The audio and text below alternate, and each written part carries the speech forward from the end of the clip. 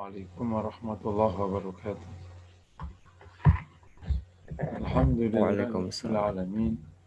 Al-malikil haqqil mubin. Asyhadu an la ilaha illallah wa anna Muhammadan abduhu wa rasuluh. Allahumma fassalli wa sallim wa barik ala nabiyyina Muhammad wa ala alihi wa sahbihi ajma'in, amma ba'd. Jamaah yang dirahmati Allah, dan tentunya kita berikan syukur kepada Allah.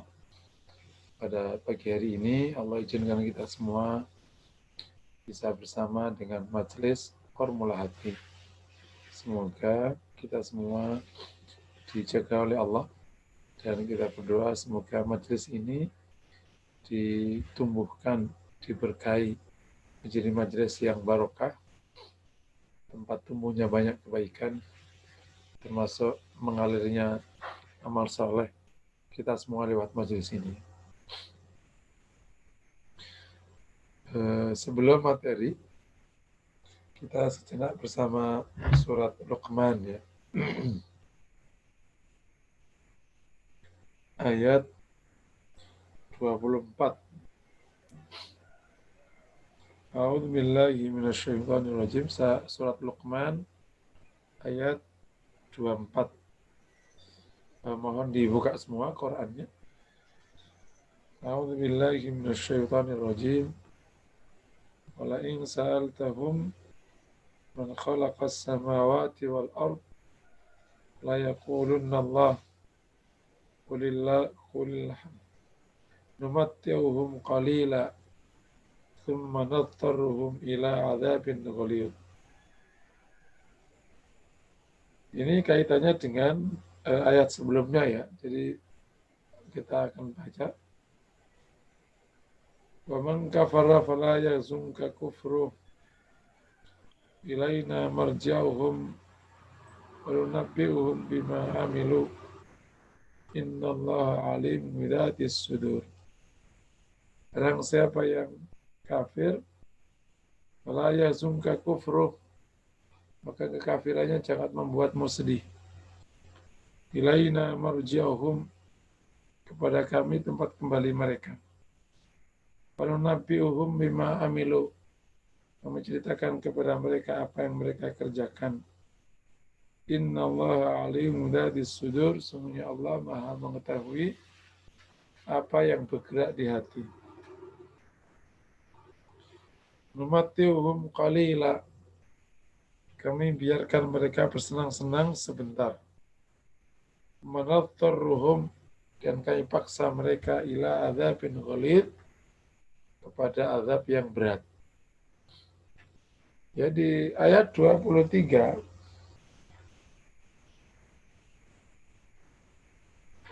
sebagaimana sudah kita kaji di minggu lalu, Allah menegaskan kepada Rasulullah, jangan sekali-kali kekafiran mereka itu, atau jangan sekali-kali kekafiran mereka itu justru membuat sedih Rasulullah. Ini menarik ya, sudah kita bahas minggu lalu. Jadi kita tidak boleh sedih atas kafirnya orang kafir. Jadi kalau bahasa dakwah itu kita dakwah rileks.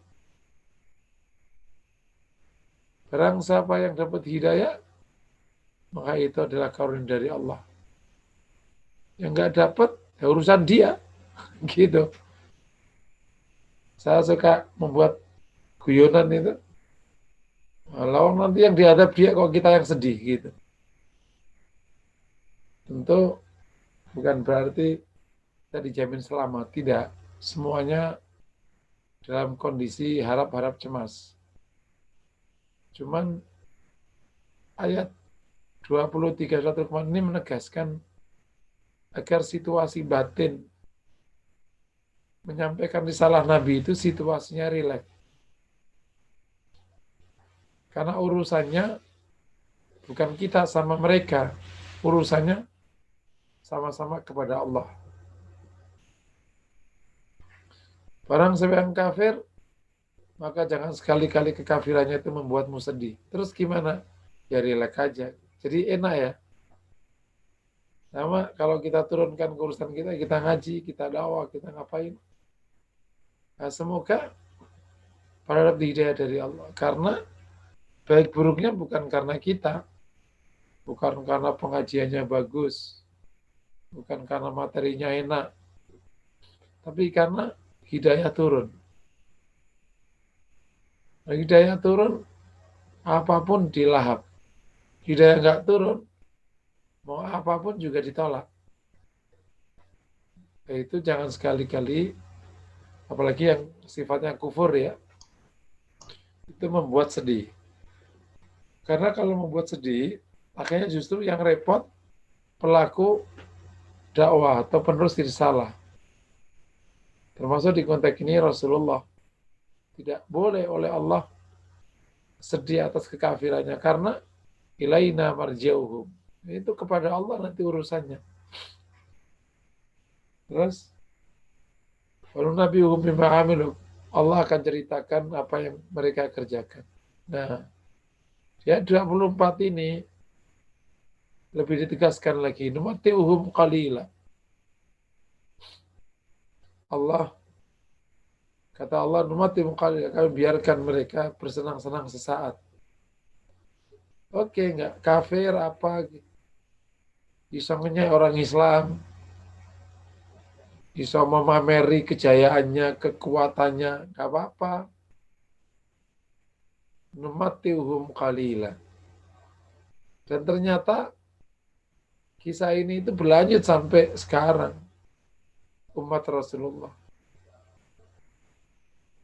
Memang orang kafir itu dari zaman dulu memang, bahkan kalau dihitung waktu zaman Rasul, kekayaannya apanya mau banyakkan mereka. Nanti kalau ada umat Islam nanya, Ustadz kenapa kita nggak maju-maju? Jawabannya biasa aja kali, gitu. Kan hidup benar salah itu hitungannya bukan gedung tinggi, bukan. Hitungannya ya benar apa enggak, udah gitu aja. Insya Allah kalau benar maju, Alhamdulillah kayak zaman keemasan Islam. Benar enggak maju, ada enggak? Insya Allah kalau benar maju, insya Allah. Kalau enggak maju pasti ada yang enggak benar. Tapi bukan berarti ukurannya dunia. Tapi ukurannya ya aturan. Karena apa? Numati'uhum qalil. Kata Allah, kami biarkan mereka senang-senang saat. Tsumma ila adabin ghalid. Kami paksa mereka menuju adab yang berat.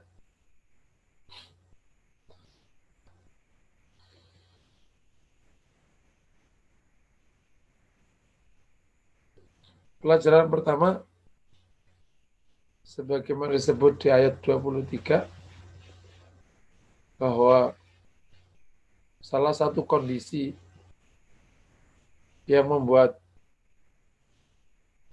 pelaku dakwah dan penerus perjuangan Nabi itu tidak boleh sedih atas kekafiran, karena mereka senang-senangnya sesaat.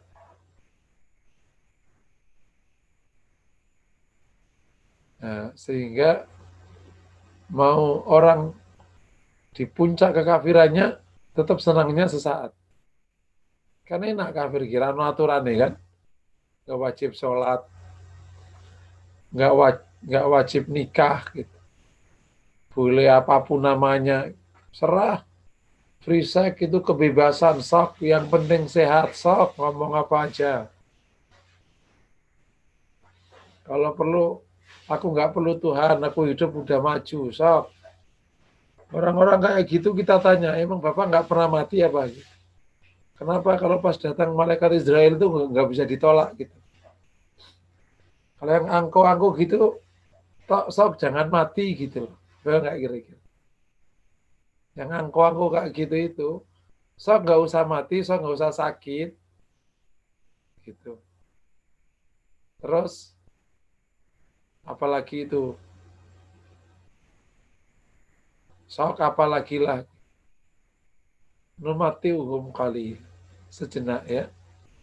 Jadi kesenangan yang diberikan Allah atau diizinkan oleh Allah berlaku pada orang-orang kafir itu sejenak. Oleh karena itu Muslim nggak usah keder, makanya mentalnya jangan kayak mereka. Ukurannya dunia, kalau ukuran dunia keder, minder. Yang nyuruh siapa gitu. Ini juga menjadi catatan. Kenapa kaum muslimin bisa keder, minder, karena pakai ukuran mereka. Kalau nggak pakai ukuran mereka, ya biasa aja. Contoh gini, kenapa orang gemuk minder sama orang kurus? Sekarang nih ibu-ibu tanya, kenapa ibu-ibu kalau gemuk minder ketemu orang langsing? Karena kesalahan ibu-ibu gemuk menggunakan ukuran langsing pada badannya.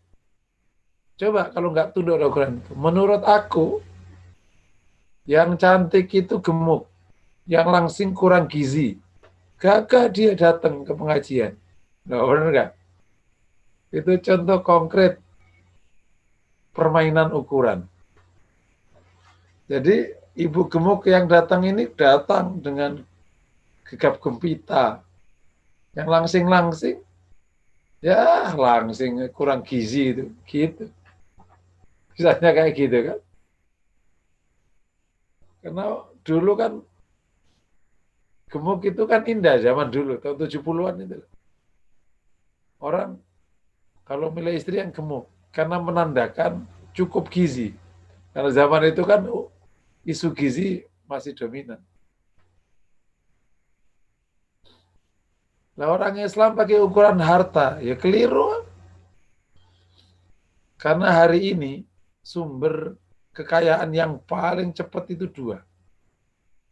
Pertama, bisnis narkoba. Yang kedua, bisnis senjata. Sok, bisnis itu aja kalau mau. Cepat kaya. Apalin itu. Sumber kekayaan yang paling cepat itu satu apa?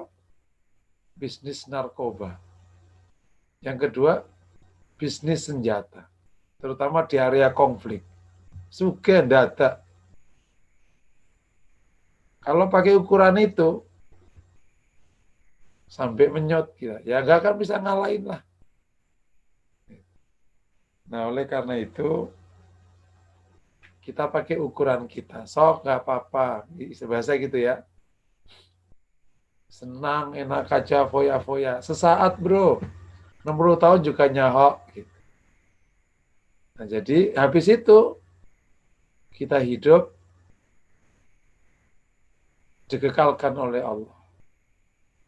Waktunya sudah nggak pakai batasnya, kualitas hidupnya nggak pakai batasnya. Nah itulah saat orang mukmin menikmati imannya. Nah, semoga Allah jaga kita semua ya. Amin. Yang kedua, orang kafir nanti di akhirat akan mendapatkan adzabun ghalidz. Oleh karena itu, mukmin perlu menjaga imannya dan tidak miris dan tidak keder dengan kekafiran orang kafir, meskipun bersenang-senang luar biasa, karena ujungnya mendapatkan azab yang berat. Kalau udah di akhirat, nanti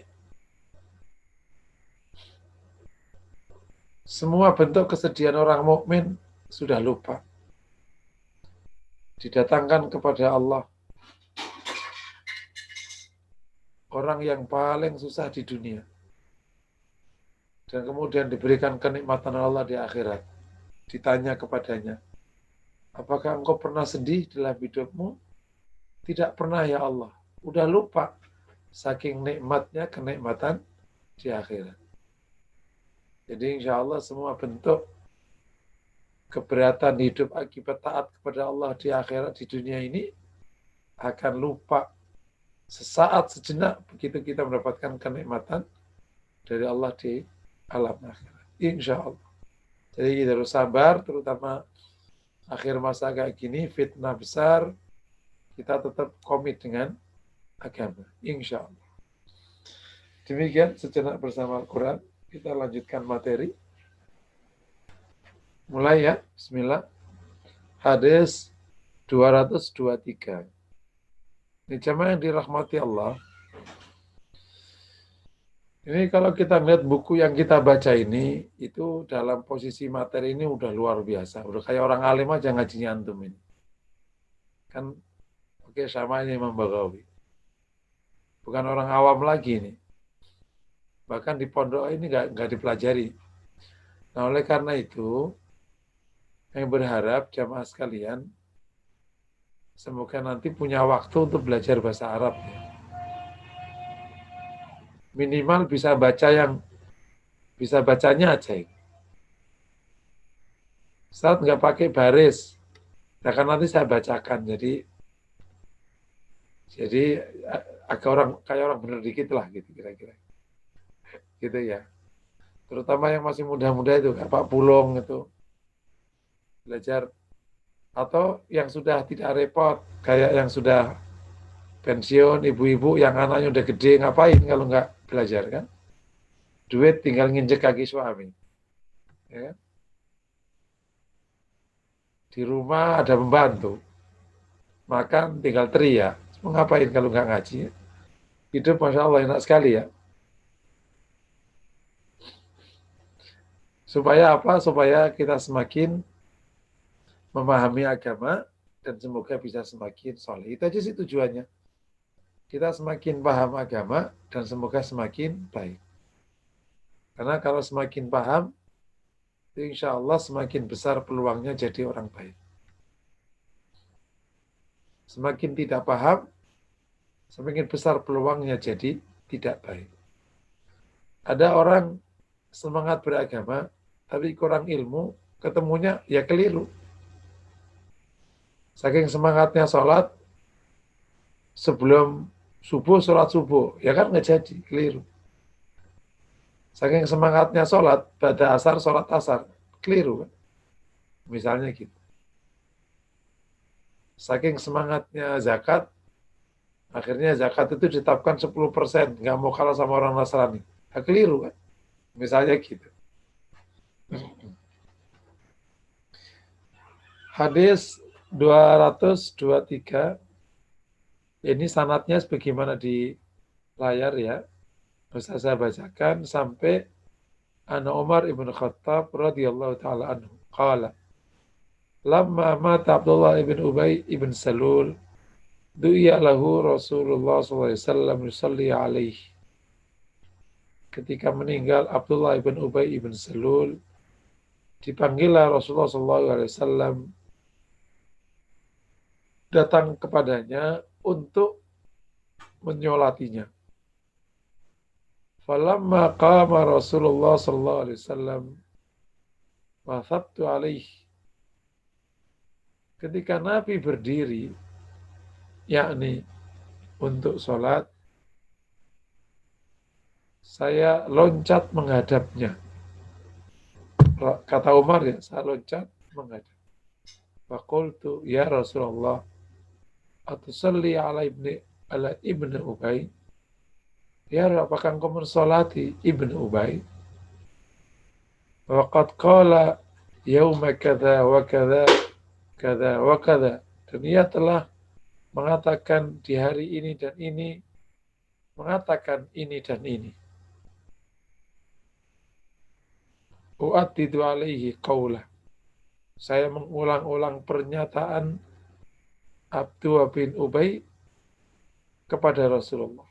Mengingatkan tentang kelakuan dan liciknya Abdullah bin Ubay bin Salul. Fatabassama Rasulullah SAW, maka Rasul senyum. Maka diteruskan, Pak. Fatabassama Rasulullah sallallahu ta'ala alaihi wa ta'ala alaihi. Fatabassama Rasulullah sallallahu ta'ala alaihi wasallam. Maka Rasul tersenyum sallallahu ta'ala alaihi wasallam. Ada ta'ala di sini. Wa qala akhir anni ya Umar. Nah, ia menjawab dan ia mengatakan akhir anni ya Umar. Minggirlah kamu hai Umar. Gitu. akhir ani, minggirlah ke belakang saja ya Umar. Falamma aktsartu alaih, ketika saya terus banyak menyebutkan hal itu atau mengulangi lagi pernyataanku, qala, maka Nabi menjawab, inni khuyirtu fakhtartu. Saya diberikan pilihan oleh Allah maka saya memilih. Lau a'lamu anni in zittu ala sab'ina faghfarallah zittu alaiha.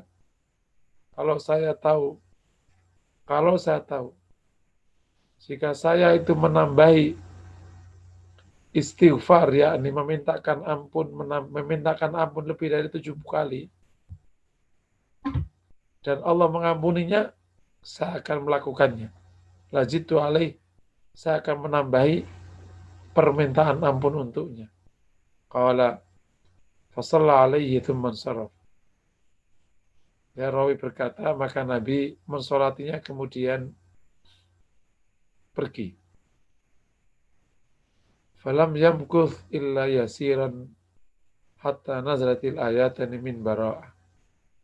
Tidaklah lama, falam yamkuth illa yasiran. Tidak Nabi diam kecuali sedikit. Nah, terjemahnya, tidaklah lama.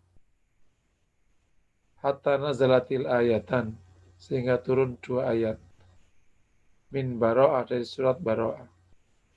Wala tusalli ala ahadin minhum mata abada. Janganlah engkau mensolati pada mereka janganlah engkau solati pada satu pun di antara mereka yang mati selamanya.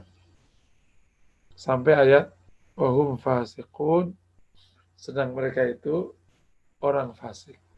Ya, ini cerita tadi tentang Ubay meninggal. Begitu meninggal, Rasulullah dipanggil untuk dimohonkan menyolati Abdullah bin Ubay bin Salul. Nah, memang anaknya Abdullah bin Ubay bin Salul itu sahabiyun jalil, seorang sahabat yang sangat mulia. Jadi ini orang munafik ternyata melahirkan orang benar, ada juga ternyata. Jadi mungkin terjadi ada orang munafik, anaknya jadi orang baik, mungkin. Contohnya anaknya Abdullah bin Ubay bin Salul. Itu orang benar. Sampai ketika ada kejadian di mana Abdul itu menyakiti Rasulullah, ya, maka sahabat termasuk Umar minta izin membunuh Abdullah bin Ubay bin Salul. Akhirnya anaknya maju, ya Rasulullah, jika kau perintahkan membunuh dia, maka perintahkan saya saja, agar saya tidak sakit hati dengan orang yang membunuh ayah saya. Segitu dia. Jadi ya menjadi sahabiyun jalil.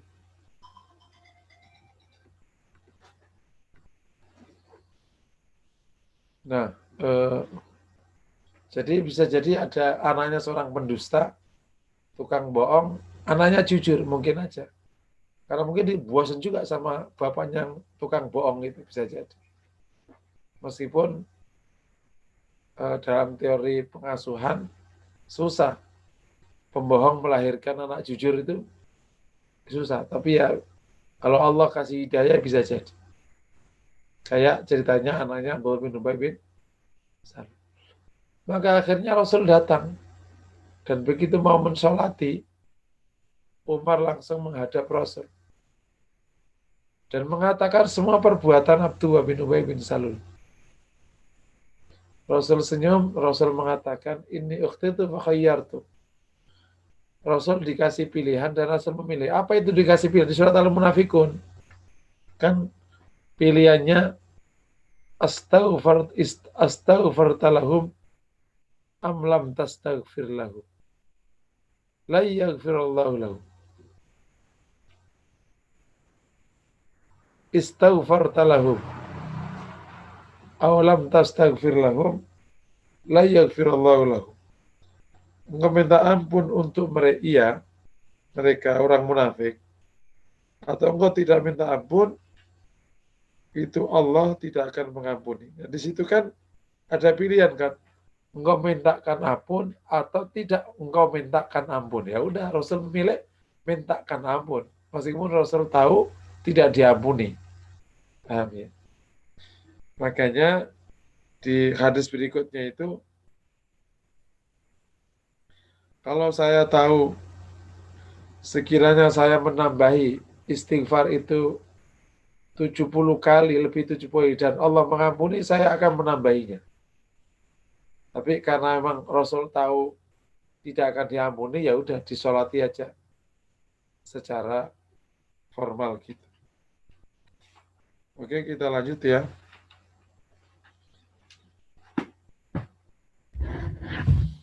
Nah, kemudian Rasulullah Alaihi Wasallam nggak lama dari kejadian itu turun ayat, wala tusalli ala ahadin minhum mata abada. Jangan sekali-kali kau menyolati mereka satupun salah satu di antara mereka yang meninggal. Pelajaran-pelajaran dari ayat ini. Nah, yang pertama kita mendapatkan pelajaran bahwa Rasulullah SAW lapang sekali dadanya. Ini kan bab tentang kelapangan dada Rasulullah. Disakiti oleh Ibn Ubay ini berulang kali dan seterusnya, tapi Rasul tidak terluka, memaafkan. Buktinya tetap mau mensolati. Ini Masya Allah ya. Di konteks ini sih kita memang harus belajar seperti Rasulullah. Meskipun orang seperti ini ya akhirnya terkadang jadi mainan sama para penjahat-penjahat itu. Orangnya pemaaf aja kok, kita sakiti aja deh gitu. Gitu. Tetapi tetap orang yang lapang dada mulia akhirnya.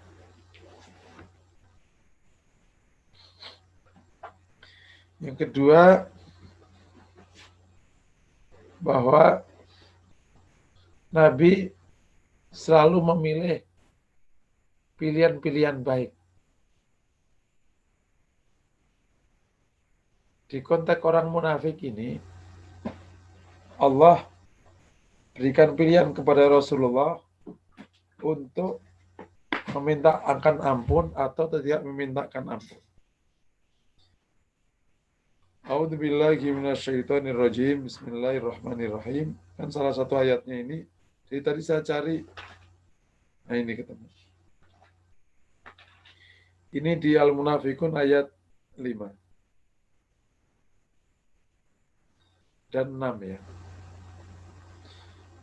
Ayat 6 aja langsung. Sawa'un alaihim astaghfarta lahum am lam tastaghfir lahum la yaghfirallahu lahum innallaha la yahdil qaumal fasiqin. Sama atas mereka engkau mintakan ampun untuk mereka atau tidak kau mintakan ampun untuk mereka, Allah tidak akan mengampuni mereka. Nah, di sini kan astaghfarta lahum am lam tastaghfir lahum. Kau mintakan ampun atau tidak kau mintakan. Nah, pelajarannya Rasul memilih memintakan ampun. Nah, jadi ini adalah contoh yang luar biasa. Selalu milih yang baik. Bahwa hasilnya itu tidak baik, milihnya baik. Bahwa kita tahu hasilnya tetap harus milih yang baik. Sekaligus menjadi pelajaran nomor 3. Jika kita tahu hasilnya memang tidak diampuni oleh Allah, tapi kok kita diizinkan memintakan ampun, maka kita memilih memintakan ampun. Kenapa? Memintakan ampun itu amal soleh. Bahwa dia tidak diampuni, itu bab yang lain. Tapi kita kan sudah jadi dapat amal soleh memintakan ampun. Jika memintakan ampun tidak dilarang. Nah, makanya misalnya kalau saudara kita yang naudzubillah begitu, selama dia tidak kafir, zahirnya muslim, meskipun kerjaannya menyakiti, maka kita tetap baik memintakan ampun. Semoga Allah mengampuninya dan semoga Allah berikan hidayah padanya. Ini kemuliaan budi seorang Rasulullah yang harus kita contoh. Paham ya? Ini ngomongnya gampang. Kalau enggak kita kecek aja gitu kira-kira. Tapi nanti ada pelajaran yang juga bagus. Nomor 4. Ternyata Allah itu melarang Rasulullah menyolati setelah itu. Seperti usulan Umar. Nah ini salah satu kebaikan atau pikiran Umar yang Allah benarkan.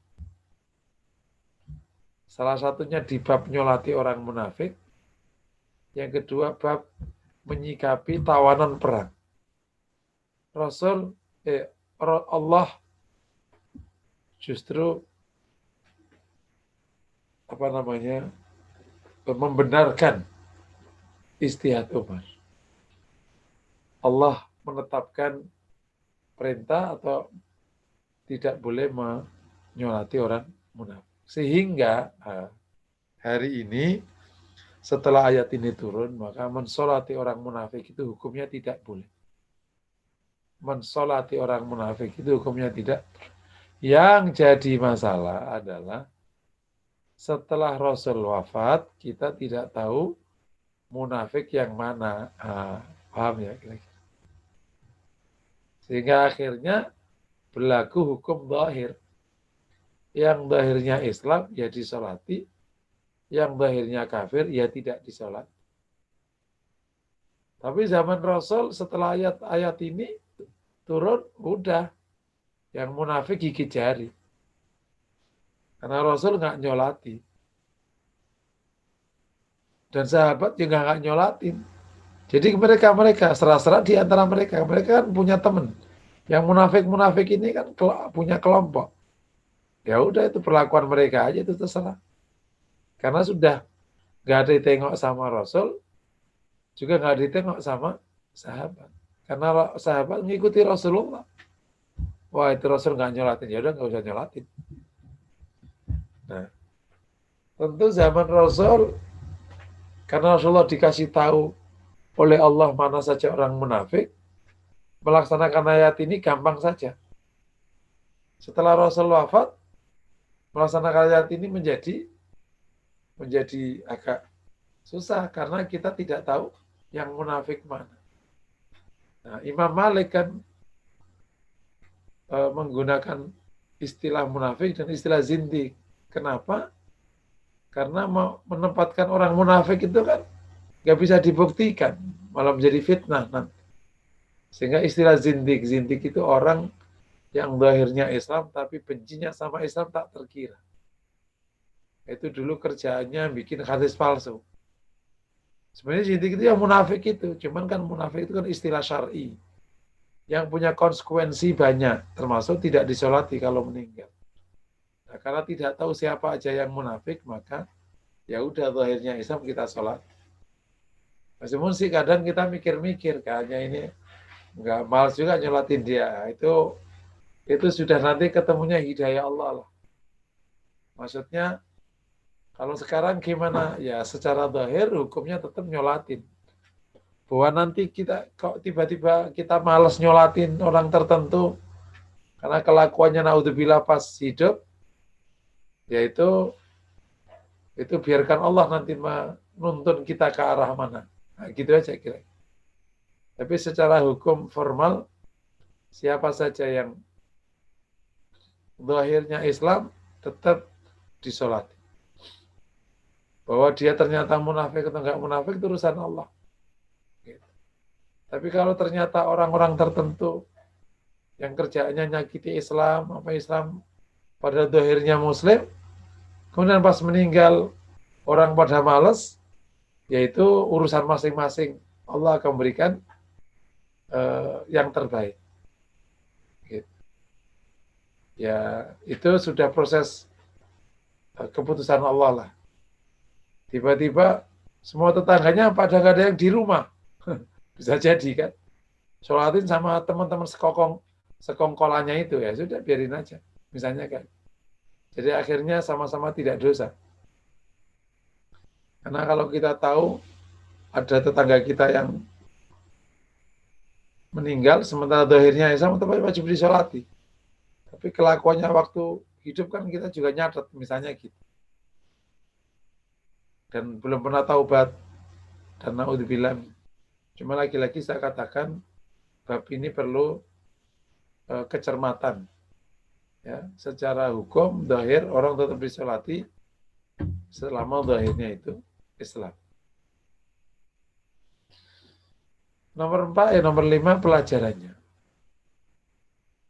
Dari kasus dilarangnya Muslim menyolati orang munafik itu, bisa menjadi bukti dan dasar bahwa kita boleh memperlakukan orang-orang sesuai dengan perlakuan mereka kepada kita. Kita boleh menjadi manusia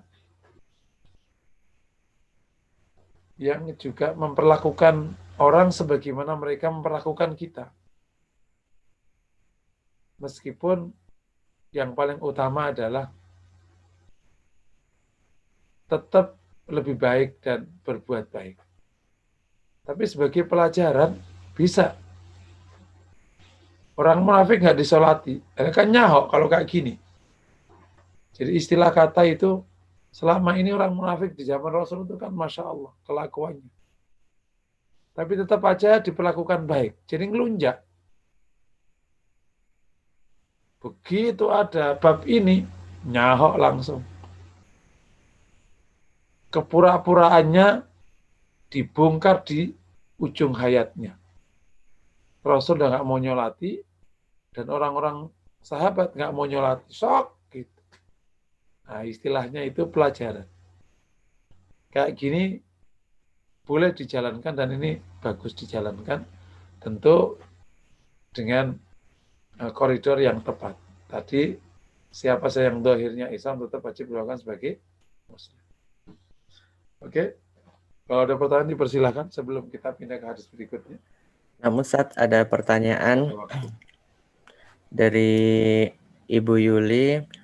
Kalau kita melayat, kita tidak yakin mayit sholat 5 waktu. Apakah boleh mensolati jenazahnya? Iya, kalau tidak sholat 5 waktu itu kan memang secara hukum masih khilaf ya. Kalau Imam Ahmad mengatakan ya dia kafir. Kalau Syafi'iyah mengatakan belum murtad. Nah, kelihatannya para ulama condong ke pendapat Imam Syafi'i. Sehingga meskipun dia tidak sholat, selama tidak menentang kewajiban sholat, berarti dia hanya dosa besar aja. Masih tetap wajib disolati. Wallahu a'lam bishawab. Namun Ustaz, selanjutnya dari Ibu Nurwati. Keras dikit Pak, belum. Oh, namun Ustaz. Dari Ibu Nurwati, Ustadz, materi atau ilmu apa yang pertama kali diajarkan Nabi kepada sahabat setelah mereka bersyahadat? Apakah tentang Allah atau risalahnya atau lainnya? Oh iya. Jadi kalau kita bicara struktur, case sahabat persahabat itu beda-beda. Ada tentu pertama kali syahadat. Habis itu beda-beda. Ada yang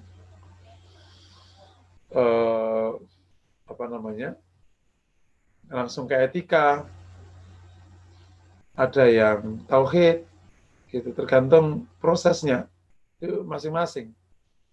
Tetapi kalau secara umum struktur pengajaran Islam itu ya tentu dari tauhid.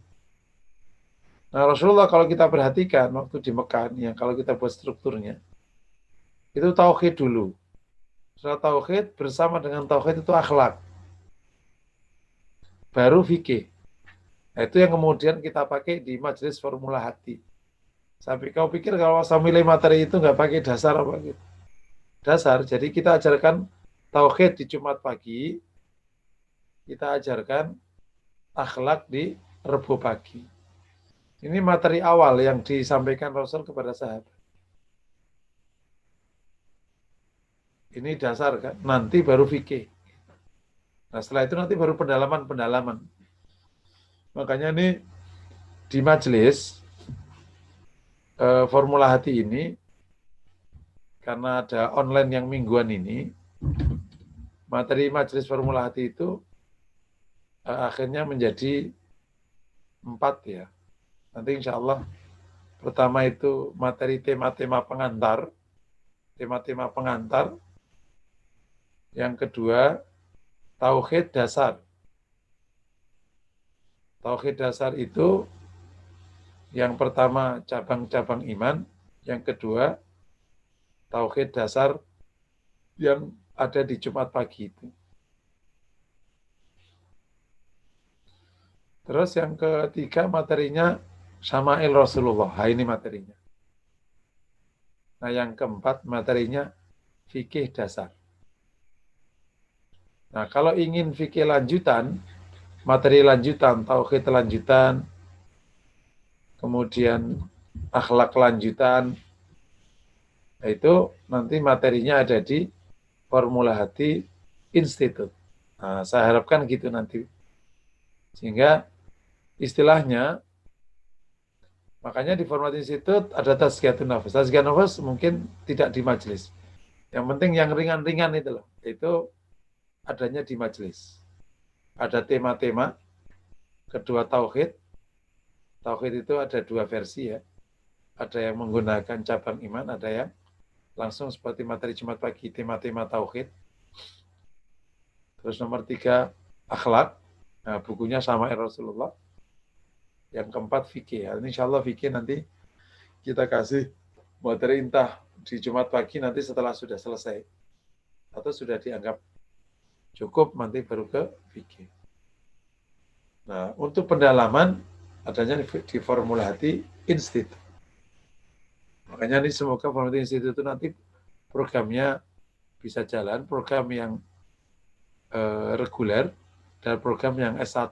Program reguler itu yang sifatnya paket-paket itu, dia program yang formal S1.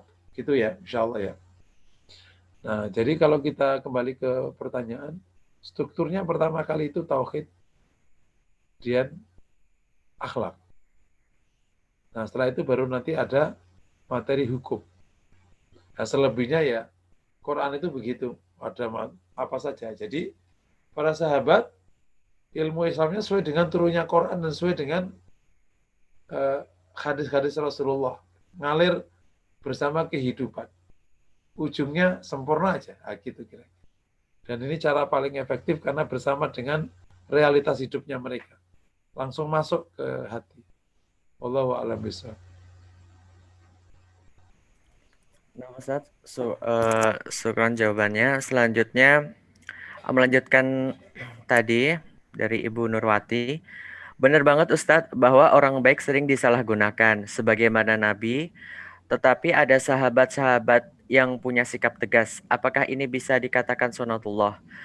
Saat ini kita temui ada orang-orang yang seperti Nabi dan sahabat misal Umar. Pertanyaannya, saat ini orang yang seperti sahabat atau Umar suka diejek sebagai radikal, yang mengejek selama muslim juga. Bagaimana tanggapan Ustadz? Ya tadi, fokus saja kepada kebenaran. Bukan gaya-gaya orang per orang. Kalau gaya orang per orang kan itu biarin masing-masing. Jadi fokus saja kepada aturan. bijaksana, tetapi tegas. Ya kan? Tadi jangan membenturkan antara Rasul sama sahabat, enggak. Bukan ada seperti Rasulullah dan seperti sahabat, enggak kayak gitu. Yang terbaik ya seperti Rasulullah. Bahwa yang terbaik seperti Rasulullah. Bukan seperti, tidak ada yang lebih baik daripada Rasulullah. Jangan dibenturkan Rasul sama sahabat. Nah, Rasul itu dengan kelembutannya punya ketegasan. Itu yang terbaik. Dalam kelembutannya punya ketegasan. Setelah turun ayat tadi, itu berhenti menyolati mereka. Nah, jadi fokus saja kepada apa yang seharusnya dijalankan.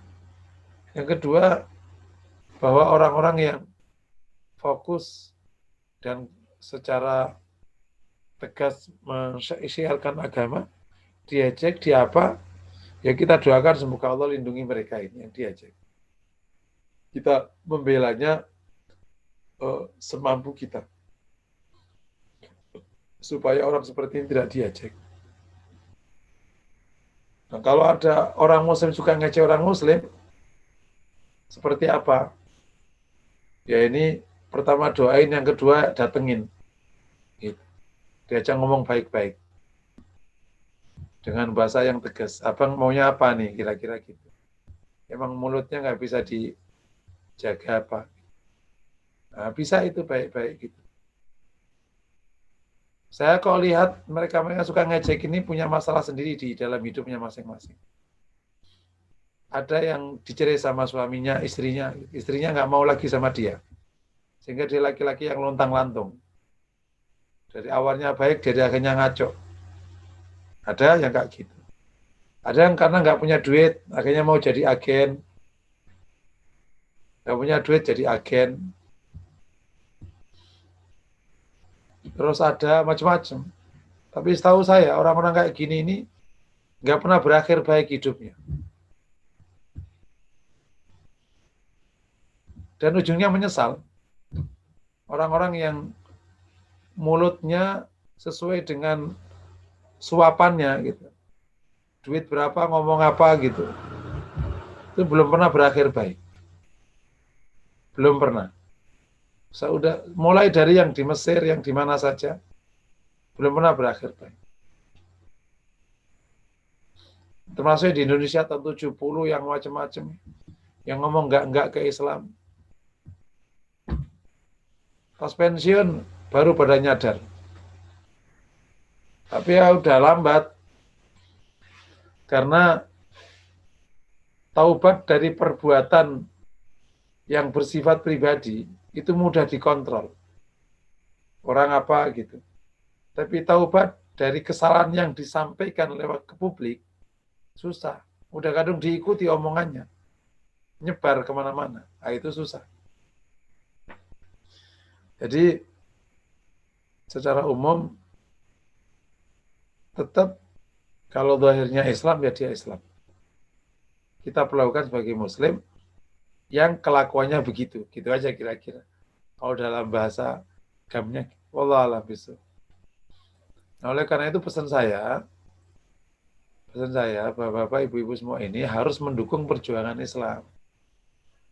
Jangan sampai kejadiannya kayak gini kita masih diam, masih pelit, cuman doa, ngambil perannya kan bisa banyak, siarkan taklim seperti ini, mendukung dakwah dengan harta, dengan posisi, dengan jaringan, dengan macam. Jangan tinggal diam.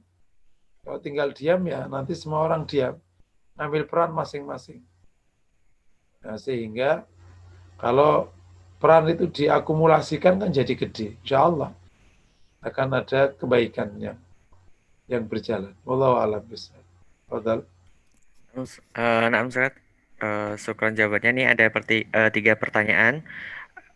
Satu-satu dulu dengan Bapak Khairul, yaitu Ustadz, saat salah seorang tokoh Syiah Indonesia meninggal beberapa waktu lalu, ada salah satu tokoh cendekiawan Muslim yang mengajak membacakan Al-Fatihah via medsos.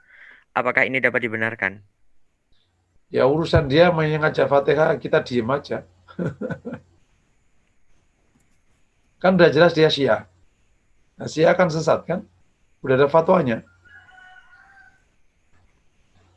Ya diem aja, nggak usah ikuti. Kalau hari gini ini Bapak Ibu semua berpikir saja kepada apa seharusnya. Tidak perlu repot atau direpotin oleh sikap satu persatu orang. Paham ya? Tadi loh, wamang kafara fala yazunka kufru. Yang kafir jangan sekali kafirannya membuatmu sedih. Maksud saya, kalau ada orang punya tingkah aneh-aneh, ya udah biarin aja dia. Gitu. Jadi fokus kepada apa yang wajib kita kerjakan. Jangan fokus kepada apa yang mereka kerjakan. Itu salah satu cara berpikir yang tepat. Karena kalau fokus dengan apa mereka kerjakan, nanti kita lupa agenda kita. Agenda kita itu memperbesar kebaikan dan kebenaran. Kita jangan direpotkan oleh agenda keburukan. Biarin aja dia. Gitu. Dan alhamdulillah sepanjang hidup para dai, kalau agendanya itu fokusnya memperbesar kebaikan, dia berhasil. Nah, kalau fokusnya pikirannya kepada keburukan, repot ngomentari dan repot ini, malah agenda dia terbengkalai. Gitu. Paham ya? Jadi kalau kayak misalnya di komplek, ada anak pada gaple, terus ada masjid. Intinya nggak usah fokus repot ngurusin anak gaple. Perbesar aja agenda masjid, sak gede-gedenya, terus di tempat gaple itu dikasih pelang mohon ke masjid, gitu. Tapi kita nggak komentari dia. Nah, itu namanya dalam perjuangan fokus agenda sendiri. Paham ya? Terkadang memang kaum muslimin suka kejebak kepada agenda orang. Sehingga kita repot menghabiskan energi dan tenaga mikirin agenda orang. Saya suka komentar ke teman-teman kalau di grup alumni Timur Tengah, alumni Madinah gitu. Membahas perkara kayak gitu. Aku ngomong, semakin kalian bahas, semakin seneng dia. Karena apa? Berarti agenda dia, kita keseret agenda dia. Memang dia maunya bikin repot, sehingga kita akhirnya sibuk. Ibarat suami mau kerja, digodain sama cewek, akhirnya malah balas, lupa kerja. Begitu pulang tengkar sama suaminya, istrinya malah. Mas duitnya mana? Nggak ada. Kenapa tadi aku ini? Yo, kita lupa agenda kita. Paham ya? Jadi kalau tadi ada orang, biarin aja begitu. Pokoknya ibu jadi orang benar, jadi orang benar, terus sampai jangan tinggal diam, diperbesar, diperluas, jangan tinggal diam. Yang ikut pengajian kita pagi ini berapa? 41, besok harus 81, gitu aja. Pokoknya minggu depan kok nggak ada bawa 1, pokoknya didenda. Paham? Jadi ini kan sekarang ikut berapa orang nih Pak Pulung? 51. Nah, minggu depan berarti 82. Udah masing-masing 1. Setuju? Seolah. Itu cara berpikirnya. Nanti kalau kita fokus agenda kita itu, oh Masya Allah. Nanti kalau mungkin Bapak berkesempatan belajar agenda setting, itu bagus tuh. Dan kaum muslimin sering kejebak di agenda orang. Malah nggak fokus agenda sendiri. Akhirnya yang senang mereka, ilir-ilir dia. Kitanya repot. Ibarat kita main bola, repot balesin komentar penonton. Ya kita nggak fokus main bola. Nah, yang namanya penonton kan semua maunya dia nonton. Nah, kita main bola yang bener aja. Golnya banyak. Nanti kalau kita menang, yang kayak gitu-gitu itu ikut. Kan ketahuan bayarannya berapa. Paham ya? Yang ngomongnya enggak kan ketahuan juga bayarannya berapa, ketahuan. Dan enggak mahal. Enggak mahal. Enggak mahal-mahal amat. Tapi kalau bosnya ya mahal. Kalau yang bocah-bocah gitu ya enggak mahal lah. paling juga kadang berapa ribu loh. Nanti kalau kita udah kuat, kita bayarin, dia lagi ntar balik. Siapa saja yang mulutnya bisa digerakkan oleh uangnya, maka kemanapun uang akan nyuruh, dia akan bergerak. Kalau hari ini suruh ngomong buruk mau, besok suruh ngomong baik juga bisa. Bang, ngomong baik bang, gitu. Bang, nih bang, tak kasih cewek keren bang, ngomong baik bang, gitu. Bisa nggak? Bisa lah insya Allah. Oh, aku tahu cerita beberapa orangnya. Fadal, kawinin aja dia itu, ya, jadi orang bener juga. Wallah alam bisa. Fadal. Ya, Ustaz, syukran. Selanjutnya dari pertanyaan dari Ibu Ayu Novita. Ustadz, apakah orang-orang yang mengaku Muslim namun mendukung atau menyuarakan liberalisme? Ya, sejawab langsung aja ya, mungkin Pak Pulung lagi off ya. Jadi secara zahir ya dia Muslim, tapi dia punya pikiran yang berbeda, gitu. Atau pikiran yang tidak tepat. Kalau dikatakan munafik, karena munafik secara secara akidah itu kan tidak beriman tapi pura-pura beriman. Nanti ada munafik amali yang kerjaannya gitu. Tapi kalau ada muslim kayak gini, ini paling banter kita mengatakan ya muslim tapi pikirannya menyimpang, gitu aja paling. Jadi menggunakan istilah yang tidak ideologis, itu mungkin lebih tepat. Wallahu a'lam bishawab. Fadal. Belum putus, Ustaz. Oh, Saya gitu. aja ya. Dari Pak Wahid. Assalamualaikum.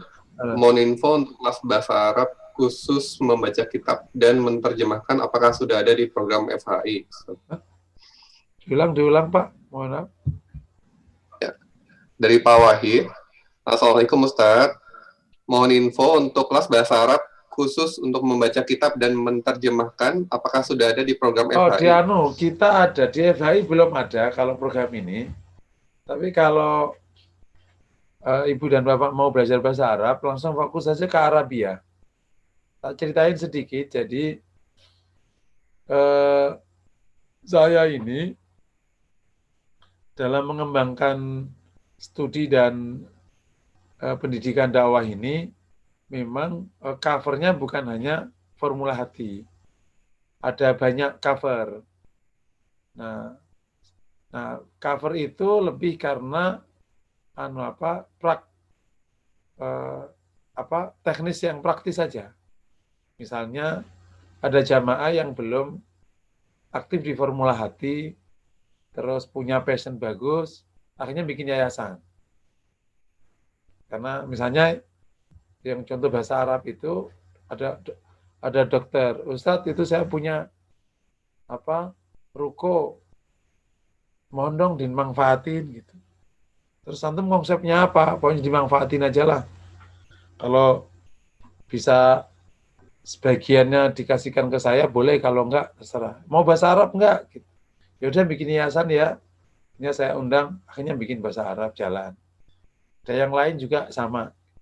Nah sehingga di konteks ini sekaligus juga antum ketahui, terutama yang bagi pengurus ya Formulati Support ini, itu bahwa Formulati itu punya namanya Formulati Network. Formulati Network itu adalah yayasan-yayasan yang saya menjadi pembinanya. Gampangnya gitu. Itu ada 11 yayasan. Saya menjadi pembinanya. Waktu itu kalau saya taruh di bawah formula hati, nggak nyaman karena dia memang belum aktif di sini. Gitu. Nah, ketemu saya, entah siapapun, tapi punya passion kebaikan.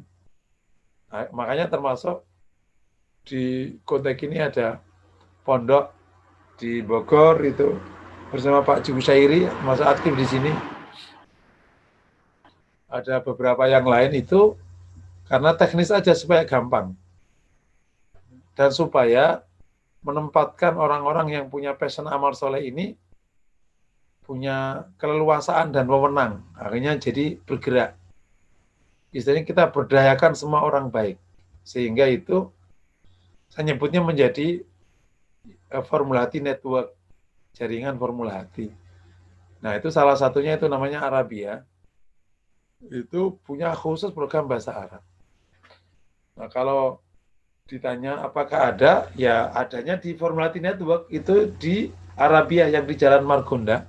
Itu sudah punya beberapa tempat studi bahasa Arab. Itu ada memang program bahasa Arab untuk baca kitab. Gitu.